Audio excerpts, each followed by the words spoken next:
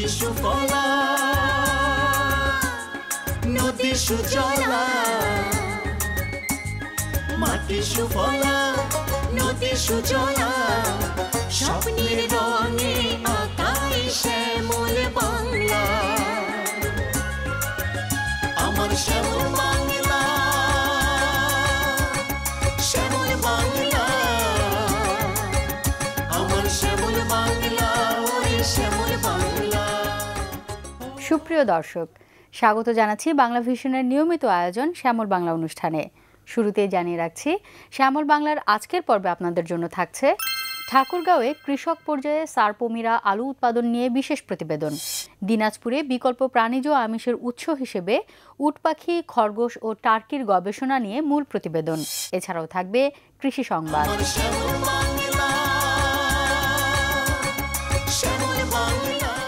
ঠাকুরগাঁও জেলার আলু চাষিরা সারপমিরা আলু চাষ করে সফলতা পেয়েছে। চলতি বছর ঠাকুরগাঁও জেলায় ২১,৮০০ হেক্টর জমিতে আলু চাষের লক্ষ্যমাত্রা ধরা হলেও ২৩,৪১৫ হেক্টর জমিতে আলু চাষ করা হয়। বিশেষ করে সদর উপজেলার প্রায় ৫ থেকে ৭টি গ্রামে আগাম জাতের আলু চাষ করা হয়। আবহাওয়া অনুকূলে থাকায় আলুর ফলনও ভালো হয়েছে। প্রিয় দর্শক, শ্যামল বাংলায় এখন আপনাদের জন্য থাকছে ঠাকুরগাঁওয়ে সারপমিরা আলু চাষ নিয়ে বিশেষ প্রতিবেদন। তো চলুন বিশেষ প্রতিবেদনটি দেখে আসি। আলু একটি সুপরিচিত সবজি ফসল।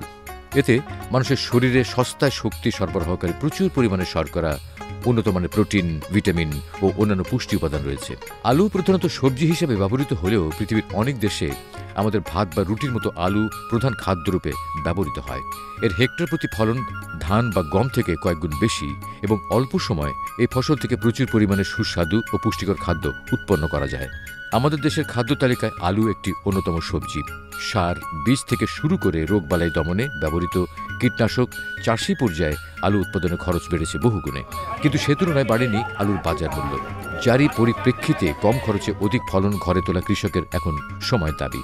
আর এই বিষয়টি মাথায় রেখে জায়ান্ট গ্রুপের বাংলা সিডস এমনই এক জাতের আলু আমদানি করেছে ডেনমার্ক থেকে, যা দেখতে কার্ডিনাল আলুর মতো কিন্তু খেতে অত্যন্ত সুস্বাদু। আর এই আলুর নাম সারপমিরা, যেখানে জাতভেদে প্রতি হেক্টর আলু আবাদে চাষিদের খরচ হয় ১,৫০,০০০ থেকে ১,৭৫,০০০ টাকা, সেখানে সারপমিরা জাতের আলু আবাদে খরচ হয় ১,০০,০০০ থেকে ১,১০,০০০ টাকা। ফলে তাদের হেক্টর প্রতি আলু উৎপাদনে কমপক্ষে ৫০,০০০ টাকা সাশ্রয় হচ্ছে। ফলন হয় হেক্টর প্রতি ৩২ থেকে ৩৪ টন, যা অন্যান্য জাতের আলুর তুলনায় ১৫ থেকে ২০ ভাগ বেশি। উচ্চ ফলনশীল এই সারপমিরা জাতটির বিশেষ বৈশিষ্ট্য হল রোগ প্রতিরোধ ক্ষমতা অনেক বেশি। আর তাই সারপমিরা জাতের এই আলু চাষ করে কৃষক পর্যায়ে এসেছে সফলতা। উৎপাদন খরচ কম ও অধিক ফলনের কারণে এই আলু চাষে আগ্রহী হয়ে উঠেছেন ঠাকুরগাঁও সহ উত্তরাঞ্চলের চাষিরা। দেখতে কার্ডিনাল জাতের মতো হলেও খেতে কিন্তু অনেক সুস্বাদু হয়। সাধারণত ক্রেতাদের কাছে চাহিদাও বাড়ছে দিন দিন। ২ বছর ৩ বছর থেকে করে আসছি, ২ বছর থেকে এই আলুগুলো খুব সুন্দর আলু, তাড়াতাড়ি আলুটা হয়, আলুটা খুব ভালো। একদিন কালে আমরা ওই সিদ্ধ করে খাইছিলাম, খুব ভালো মিষ্টি মিষ্টি ভাব লাগে সারপমিরা আলুটা। ঠাকুরগাঁও শহরে বর্তমানে ১৫-২০টা কোল্ড স্টোর আছে, যা এই আলু সংরক্ষণের জন্য যথেষ্ট না। কমপক্ষে আরও ১০-১৫টা কোল্ড স্টোরেজ দরকার। এবং এখানে শুধু কোল্ড স্টোর, আমরা এখানেও একটু বঞ্চিত হচ্ছি, স্টোর ভাড়া অতিরিক্ত। আমি সরকারের কাছে বিনীত অনুরোধ করব, এবার যেন এখানকার আলু বিদেশে রপ্তানি করে, বিদেশে প্রচুর পরিমাণ আলু রপ্তানি করে কৃষকদের এই ক্ষতির হাত থেকে রক্ষা করে, এটা আমি সরকারকে বিশেষভাবে অনুরোধ জানাচ্ছি। কৃষি সম্প্রসারণ অধিদপ্তর বলছে, এই আলুর ব্যাপক উৎপাদনে দেশে কীটনাশকের ব্যবহার কমে আসবে। বিভিন্ন সিড বোর্ডের রিসার্চ সেন্টারে অন্যান্য জাতের আলুর সাথে এই আলু চাষ করে এর রোগ প্রতিরোধক ক্ষমতার প্রমাণ পাওয়া গেছে বলে জানালেন কৃষিবিদ ডক্টর আজমল আলী মণ্ডল। এই জাতটি বিভিন্ন রিসার্চ স্টেশনে ট্রায়াল দেওয়া হয়েছে। ট্রায়াল দিয়ে যে পাওয়া গেছে, অন্যান্য জাতের সঙ্গে যখন ট্রায়াল দেওয়া হয়েছে, সেই জাতগুলো লেড ব্লাইটের, বিশেষ করে নাভি ধসা রোগ, এর দ্বারা ক্ষতিগ্রস্ত হয়েছে, কিন্তু এই জাতটি কোনো ক্ষতিগ্রস্ত হয়নি। এর ফলন খুব ভালো, ফলন আমাদের ৩৮ থেকে ৪০ টন পার হেক্টর, এবং এর যে শ্বাস সেটা হলুদ রঙের, আলুটা লাল রঙের দেখতে। চাষি পর্যায়ের চাহিদা খুব বেশি, যার কারণে চাষিরা এই বছর যে বীজটা আমাদের ছিল, জায়ান্ট অ্যাগ্রো যে বীজটা ছিল, সেই বীজটা চাষি পর্যায়ে অত্যন্ত ডিমান্ড হওয়ার কারণে তার চাহিদা খুব বেশি, এবং এই জন্য কোনো বীজ থাকে নাই। আমরা আরও উৎপাদন বাড়ানোর চেষ্টা করব, যাতে করে আগামী কয়েক বছরের মধ্যে চাষি পর্যায়ে এই বীজের ডিমান্ড চাহিদা পূরণ করা যায়। বিগত 5 বছর মাঠ পর্যায়ে ও ন্যাশনাল সিড বোর্ডের আওতাধীন রিসার্চ স্টেশনে ভ্যারাইটি পারফরমেন্স ফিল্ড ট্রায়ালের সফলতার পর গত 1 ফেব্রুয়ারি 2017 সালে বাংলাদেশ কৃষি সম্প্রসারণ অধিদপ্তরের বীজ প্রত্যয়ন এজেন্সি জয়েন্ট গ্রুপের অঙ্গ প্রতিষ্ঠান বাংলা সিডসকে এই আলু দেশে চাষাবাদের জন্য বীজ সরবরাহের রেজিস্ট্রেশন দিয়েছে। সরকারের পক্ষ থেকে টিসিআরসিতে তার 7টা স্টেশনে বাংলাদেশে ট্রায়াল করেছে, টেস্ট করেছে, রিসার্চ করেছে এবং এই ট্রায়াল টেস্ট রিসার্চে এটা শেষ পর্যন্ত প্রমাণিত হয়েছে যে এটি লেড ব্লাইট রেজিস্ট করে। এমন একটা টেস্ট করা হয়েছিল যেখানে কি বলে যে এটা স্প্রে করবে না কোনোটাতেই, তো অন্যান্যগুলো সব আসলে কি বলে রোগে আক্রান্ত হয়ে কি বলে প্রায় মারা গেছে। আর একমাত্র এই জাতটা যেটা আমরা আজকে দেখতেছি এখানে, এই জাতের যে গাছগুলো ছিল সেগুলো টনটন হয়ে দাঁড়াইছিল। আজকে দেখা যাচ্ছে এই মাঠে যে সাপোমিরা শুধু যে লেড ব্লাইট রেজিস্ট্যান্স তা না, সাপোমিরা এমন একটা জাত যে জাতে আসলে আমাদের দেশের জন্য একটু সুইটেবল বলে আমরা এটার পিছনে এত পরিশ্রম করে এ দেশে আনার চেষ্টা করেছি। সেটা হচ্ছে যে এটা আসলে নাইট্রোজেনও কম লাগে। অন্যান্য জায়গায় যদি 100 কেজি নাইট্রোজেন লাগে, এখানে 75 কেজি লাগে। তার মানে কৃষকদের জন্য এখানে আবার 25% নাইট্রোজেনের কি বলে সেভ করবে বা তার বেঁচে যাবে, তো সেখানে তার খরচ বাঁচবে। মড়ক প্রতিরোধক হওয়ার কারণে সার্পোমিরা জাতের আলু উৎপাদনে ছত্রাকনাশকের ব্যবহার একেবারে কম লাগবে। তাতে কৃষক ভাইদের উৎপাদন খরচ কমবে এবং ফলনও বেশি হবে। আর পাশাপাশি পরিবেশ সুরক্ষায় বড় ভূমিকা রাখবে বলে জানান কৃষি সম্প্রসারণ অধিদপ্তরের অতিরিক্ত পরিচালক ও প্রকল্প পরিচালক সমন্বিত খামার ব্যবস্থাপনা কম্পোনেন্ট ডক্টর আবু ওয়ালি রাগিব হাসান। ডেনমার্ক থেকে এই আলুটা এনে পরীক্ষা নিরীক্ষার মাধ্যমে, যেটা সিড সার্টিফিকেশন এজেন্সির মাধ্যমে এটা পাশ করিয়ে আজকে কৃষকদের মাঝে ছড়িয়ে দেওয়ার জন্যে মানে আমাদের দেশের যারা আশেপাশে সবাইকে ওনারা দিচ্ছেন, সাপোর্ট দিচ্ছেন। এবং আমি মনে করি যে আমাদের যে কৃষক সংগঠন আছে আমাদের প্রকল্পের, তারাও যদি ওনারা এটার সাথে সংযুক্ত করেন এবং কন্ট্রাক্ট গ্রোয়ার আমি শুনলাম যে ওনারা নেন, সেই কন্ট্রাক্ট গ্রোয়ারও যদি আমরা কিছু শিখতে পারি আলুর বিভিন্ন বিষয়গুলি, তাহলে এটা আরও ছড়িয়ে দেওয়ার জন্য আমাদের প্রকল্পের মাধ্যমেও আমরা এই এলাকায় ছড়িয়ে দিতে পারবো। জীবনযাপনে অনিশ্চিত কৃষকদের জীবনমান উন্নয়নে সার্পোমিরা জাতের আলু সফলতা বয়ে আনবে এই আশা সংশ্লিষ্ট সকলের। চাইলে আপনিও অন্যান্য ফসলের পাশাপাশি সার্পোমিরা আলুর চাষ করতে পারেন। এতে করে নিজে যেমন লাভবান হবেন, তেমনি জাতীয় অর্থনীতিতে গুরুত্বপূর্ণ ভূমিকা রাখতে পারবেন। প্রিয় দর্শক, ছোট্ট একটা বিরতি নেব এখন। আর বিরতির পর শ্যামল বাংলায় থাকছে বিকল্প প্রাণীজ আমিষের উৎস হিসেবে উট পাখি, খরগোশ ও টার্কির গবেষণা নিয়ে মূল প্রতিবেদন। এছাড়াও থাকবে কৃষি সংবাদ।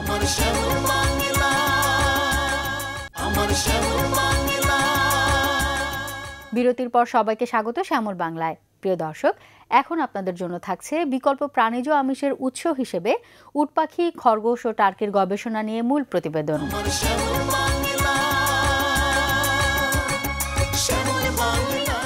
আমাদের দেশে হাঁস, মুরগি, গরু, ছাগল, ভেড়া ইত্যাদির খামার দেখা গেলেও সচরাচর উট পাখি ও খরগোশের খামার দেখা যায় না।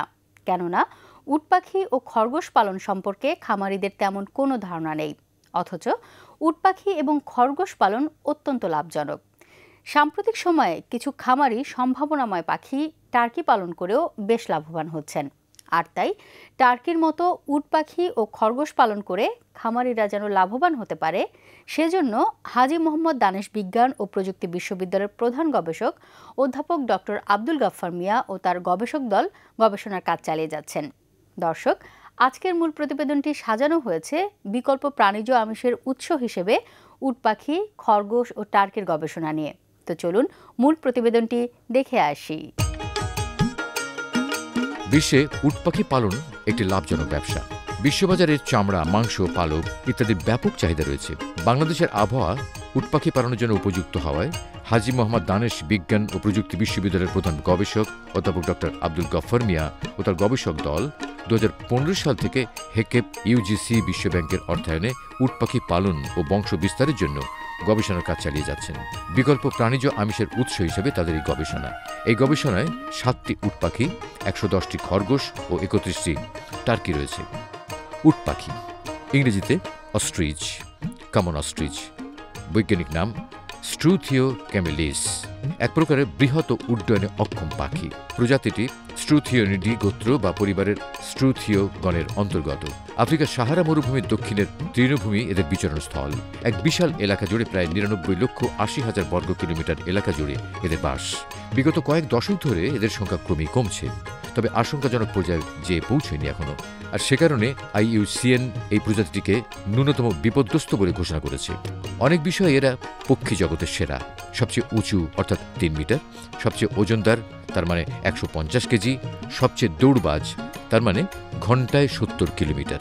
ভূচর পাখিদের মধ্যে এটাই সবচেয়ে দ্রুতগামী। ডিম সবচেয়ে বড়, একটি ডিমের ওজন প্রায় ১.৫ কেজি হয়ে থাকে। একমাত্র পাখি যার পায়ে ২টি মাত্র আঙুল রয়েছে। খাদ্যাভ্যাসের দিক থেকে উটপাখি তৃণভোজী হলেও এটি প্রায় অমেরুদণ্ডী প্রাণী শিকার করে। এরা দলবদ্ধ জীব, ৫ থেকে ৫০টি সদস্যের যাযাবর দলে এরা ঘুরে বেড়ায়। বিপদে পড়লে উটপাখি সাধারণত শুয়ে লুকিয়ে পড়ে অথবা দৌড়ে পালিয়ে যায়। কোণঠাসা হয়ে পড়লে শক্তিশালী পা দিয়ে লাথি দেয় বা শক্ত ঠোঁট দিয়ে ঠোকর দেয়। অঞ্চলভেদে প্রজননে বিভিন্নতা দেখা দেয়, তবে অধিকাংশ ক্ষেত্রে একটি পুরুষ তার নিজস্ব এলাকা দখল করে ফেলে এবং তার হারেমে ২ থেকে ৩টি স্ত্রী উটপাখি থাকে। উটপাখি খাবার হিসেবে পোল্ট্রি ফিড, ঘাস ও লতাপাতা খেয়ে জীবন ধারণ করতে পারে। উটপাখির পাশাপাশি খরগোশ ও টার্কি মুরগি নিয়েও গবেষণা করছেন তারা। অন্যান্য দেশের মতো আমাদের দেশেও খরগোশ পালন লাভজনক হতে পারে। খরগোশের মাংস প্রাণীজ আমিষের চাহিদা পূরণে গুরুত্বপূর্ণ ভূমিকা রাখতে পারে। আর এই লক্ষ্যে খরগোশ পালন এবং এর বংশ বিস্তারের জন্য গবেষণার কাজ চালিয়ে যাচ্ছেন গবেষকরা। এখানে সব মিলে প্রায় ১১০টি খরগোশ রয়েছে। গবেষণার কাজ শেষ হলে খামারিদেরকে খরগোশ পালনে উৎসাহিত করা হবে বলে জানান গবেষকরা। তো আমার মাথায় সবসময় একটা কাজ করতো যে আমি বিকল্প কিছু ব্যতিক্রমী ধর্মী কিছু করব। তো সেই উদ্দেশ্য সামনে রেখে আমি কাজ করতে চেয়েছিলাম যে খরগোশ নিয়ে বাংলাদেশে কাজ করব। খরগোশকে প্রাণীজ আমিষের বিকল্প উৎস হিসেবে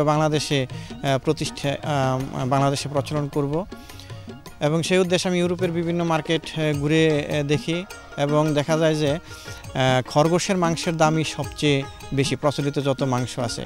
এর কারণ হচ্ছে খরগোশের মাংসে প্রোটিন থাকে 23%, শতকরা 23%, আর চর্বি থাকে মাত্র 4%, যেটা মুরগির মাংসের চেয়েও কম থাকে।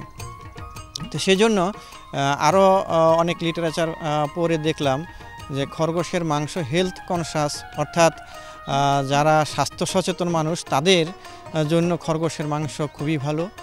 তো ইউরোপে, আমেরিকাতে খরগোশের মাংসের যথেষ্ট চাহিদা রয়েছে, কিন্তু এই চাহিদার সিংহভাগটা পূরণ করে চায়না এবং ইন্ডিয়া। তা আমরা বাংলাদেশে যদি খরগোশের খুব ব্যাপকভাবে ফার্ম করতে পারি তাহলে আমরা এই চাহিদার অনেকটাই পূরণ করতে পারবো। হাজী মোহাম্মদ দানেশ বিজ্ঞান ও প্রযুক্তি বিশ্ববিদ্যালয়ের PhD গবেষক মোহাম্মদ আসাদুজ্জামান সজল টার্কির কৃত্রিম প্রজনন পদ্ধতি আবিষ্কারের লক্ষ্যে গবেষণার কাজ পরিচালনা করছেন। পুরুষ টার্কির ওজন বেশি এবং মেয়ে অর্থাৎ হেন টার্কির ওজন কম হওয়ায় তাদের মেটিং অথবা ব্রিডিং ভালো হয় না। তিনি সহজ উপায়ে টার্কির সিমেন বা বীর্য সংগ্রহ করে তার ডিম পাড়া টার্কির হেনে দেওয়ার পদ্ধতি বের করেছেন। তা আমার হাতে রয়েছে একটা রয়্যাল পাম নামে একটা টার্কি ভ্যারাইটি। এই টার্কি থেকে সিমেন্ট কালেকশনের জন্য আমরা একটা সহজ প্রযুক্তি, যেটা একটা বিশেষ ধরনের চেয়ার বানিয়েছি। সেই চেয়ারে প্রথমে আমরা টার্কির পা আটকিয়ে নেব। আমরা টার্কিটা এভাবে পা আটকানোর পরে আমরা এর অ্যাবডোমিনাল ম্যাসেজ করি এবং ম্যাসেজ করার সাথে সাথে আমরা পেরিটোনিয়াল ম্যাসেজ বা পিঠের উপরও ম্যাসেজ করি। দুইটা ম্যাসেজ একসঙ্গে আমরা চালিয়ে যাই। তারপরে আমরা এইভাবে একসময় গিয়ে ম্যাসেজটা সঠিক পদ্ধতিতে সফটলি করলে এটা সিমেন চলে আসে। এই ভায়ালে কালেকশন করি এবং একটা টার্কি সাধারণত 0.11 মিলিলিটার থেকে 0.25 মিলিলিটার পর্যন্ত সিমেন্ট দিতে পারে আর কি। তা আমরা এখন দেখব যে আমরা এখান থেকে সিমেন্ট কীভাবে কালেকশন করি। এখানে যদি আমরা চাপ দিই, যে সিমেন্ট বের হয়, সেই সিমেন্টটা আমরা এইভাবে কালেকশন করতে পারি। সিমেন্ট কালেকশনের পরিমাণ এবং নির্ভর করে দক্ষতার উপরে। আমি যদি মেসেজ ভালোভাবে করতে পারি তাহলে এই সিমেন্ট কালেকশন 1 থেকে 1.5 মিনিটের মধ্যে হয়ে যায়। আর যদি ভালোভাবে উত্তেজিত বা সেন্সিটাইজ না করতে পারছি তাহলে এটা আপনার 2-3 মিনিটও লাগতে পারে। এই সিমেন্ট কালেকশনে করার পরে আমরা এই সিমেন্টটা আঙ্গুলের টোকা দিলে আস্তে আস্তে সিমেন্টটা নিচে চলে আসে এবং এই সিমেন্টে আমরা যে গবেষণাটা করতেছি, এই সিমেন্টে আমরা 3 ধরনের ট্রিটমেন্ট করি। একটা হলো ফ্রেশ সিমেন্ট দিয়ে সিমেন্ট কালেকশনের পরে আমরা আধা ঘন্টার মধ্যে আমরা হেন যেগুলো আছে সেগুলোতে ইনসিমিনেট করে দিই, এবং এই জন্য আমরা একটা খুব সহজ এক ধরনের সিরিঞ্জ ব্যবহার করি। সিরিঞ্জ দিয়ে সিমেন্টটা পুশ করে দিই ওই ক্লোয়েকাতে। আর আরেকটা সিমেন্ট ট্রিটমেন্ট 2তে যেটা সেখানে আমরা সিমেন্টটা চিল করি বা ঠান্ডা করি। আমরা সিমেন্টটা কালেকশন করার পরে এটাকে এক্সটেন্ডার দিয়ে মিশিয়ে আমরা আমাদের ফ্রিজে রেখে দিই 3 থেকে 4 ডিগ্রি সেন্টিগ্রেড তাপমাত্রায়, এবং তারপরে 24 ঘন্টা পর আমরা সেই সিমেন্টকে থয়িং করে আবার আমরা ইনসিমিনেট করি। এটা আমাদের আরেকটা ট্রিটমেন্ট 2। আর ট্রিটমেন্ট 3তে যেটা চলতেছে সেটা হলো যে আমরা ন্যাচারাল ম্যাটিং করাচ্ছি, একটা মেল দিয়ে 4টা ফিমেল দিয়েছি, এবং এখানকার পারফরমেন্সটা দেখার জন্য। এবং এই 3টা ট্রিটমেন্ট থেকেই আমরা ডিম কালেকশন করি, এবং ডিমগুলো আমরা নাম্বারিং করি ট্রিটমেন্ট ওয়াইজ, এবং সেই সাথে ডিমগুলো আমরা ডেট তারিখ দিয়ে রেখে দিই, এবং পরে এটা আমরা ইনকিউবেটরে ফোটাই, এবং অতি শীঘ্রই আমরা আশা করি এই রেজাল্ট পেয়ে যাব, এবং রেজাল্ট পেলে এটা আমরা আমাদের খামারি পর্যায়ে এই প্রযুক্তিটা আমরা হস্তান্তর করতে পারবো, এবং এর ফলে আশা করি আমরা আমাদের দরিদ্র, অতি দরিদ্র এবং মাঝারি মানের যারা খামারি আছে টার্কির, তারা উপকৃত হবে। টার্কির কৃত্রিম প্রজনন সংক্রান্ত গবেষণার কাজ সফলভাবে সমাপ্ত হলে একটি লাক্সই প্রযুক্তি উদ্ভাবিত হবে, যা খামারিরা ব্যবহার করে সহজেই অধিক সংখ্যক উর্বর ডিম পাবে, ফলে অধিক সংখ্যক টার্কি বাজারজাত করতে পারবে। আমাদের 31টি টার্কি মুরগি এখানে আছে।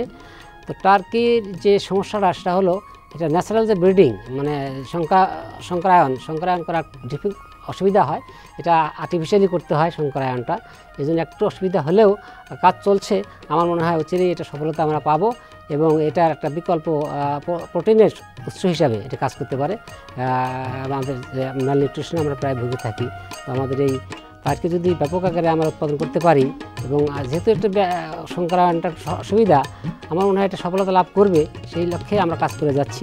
দেশের খামারিদের কারিগরি সমস্যার সহজ সমাধান বের করার লক্ষ্যে এই গবেষণার কাজ চলছে।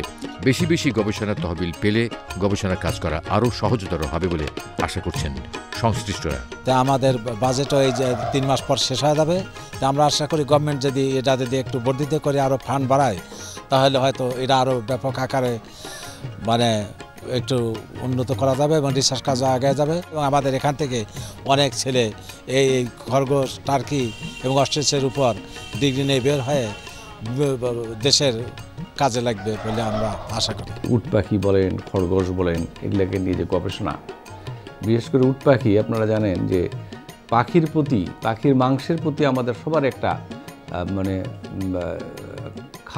মাংস খাওয়ার একটা লোভ সবারই আছে। তো আমাদের যে পাখি যেগুলো আমাদের প্রচলিত পাখি, সেগুলি আসলে ওজন অত্যন্ত কম। তো একটা উট পাখি দেখা যাচ্ছে যে মোর দেন 30 কেজির থেকে আরও অনেক বেশি। তো এগুলি যদি আমরা এই দেশে অ্যাডাপ্ট করতে পারি, তো আমি আশাবাদী, যেহেতু এটি আফ্রিকান স্পিসিস, সেখান থেকে দেশে তাদের আবহাওয়ার সাথে আমাদের তো মোটামুটি ভালোই মিল আছে। তো এই ধরনের যদি খরগোশ এবং উট পাখির মাধ্যমে যদি আমরা আরেকটা বিপ্লব ঘটাতে পারি, তাইলে আমাদের আসলে কৃষির অনেক উন্নতি হবে, মানুষের চাহিদা আমরা অনেকটাই মেটাতে পারবো। গবেষণালব্ধ ফলাফল কাজে লাগিয়ে একদিকে যেমন পুষ্টি চাহিদা পূরণে ভূমিকা রাখা যাবে, অন্যদিকে সম্ভাবনা থাকবে বৈদেশিক মুদ্রা অর্জনের। প্রিয় দর্শক, এখন আপনাদের জন্য থাকছে কৃষি সংবাদ।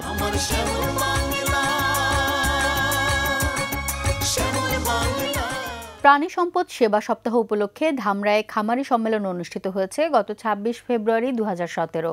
কালামপুরে অবস্থিত সজাগ ভবনে খামারি সম্মেলন উদ্বোধন করেন প্রাণী সম্পদ অধিদপ্তরের পরিচালক সম্প্রসারণ ডাক্তার মোহাম্মদ HBM গোলাম মাহমুদ।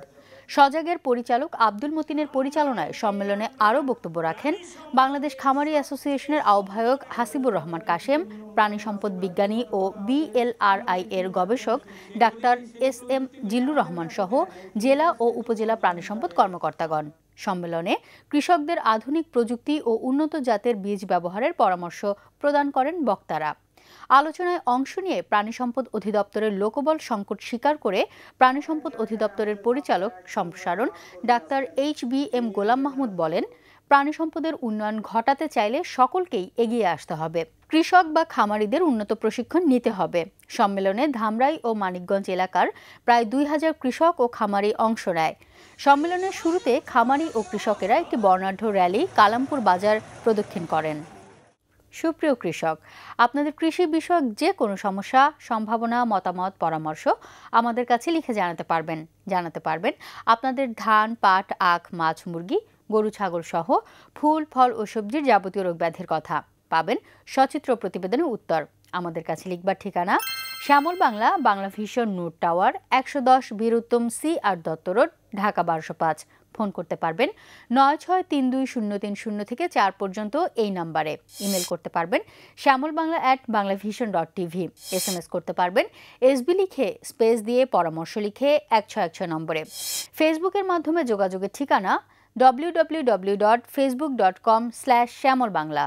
খনার বচন আছে, জ্যৈষ্ঠে সুখা আষাঢ়ে ধারা, শস্যের ভার না সহে ধরা। অর্থাৎ জ্যৈষ্ঠ মাসে প্রচণ্ড খরা হলে আষাঢ় মাসে প্রচুর বৃষ্টিপাত হওয়ার সম্ভাবনা থাকে এবং সে বছর প্রচুর ফসল ফলার সম্ভাবনা থাকে। প্রিয় দর্শক, আমাদের হাতে আজ আর সময় নেই। দেখা হবে আগামী অনুষ্ঠানে। সে পর্যন্ত সবাই ভালো থাকুন, সুস্থ থাকুন। সবাইকে ধন্যবাদ। শ্যামল বাংলার আগামী পর্বে দেখবেন জয়পুরহাটের সাউথ পোল কোল্ড স্টোরেজ লিমিটেডের মিউজিকা জাতের বীজ আলু চাষ নিয়ে বিশেষ প্রতিবেদন। দিনাজপুরের বিরল উপজেলার ডেইরি ক্যাসেল ফার্ম নিয়ে মূল প্রতিবেদন। এছাড়াও থাকবে হাঁসের কৃমি রোগের লক্ষণ, কারণ ও প্রতিকার নিয়ে কৃষি টিপস।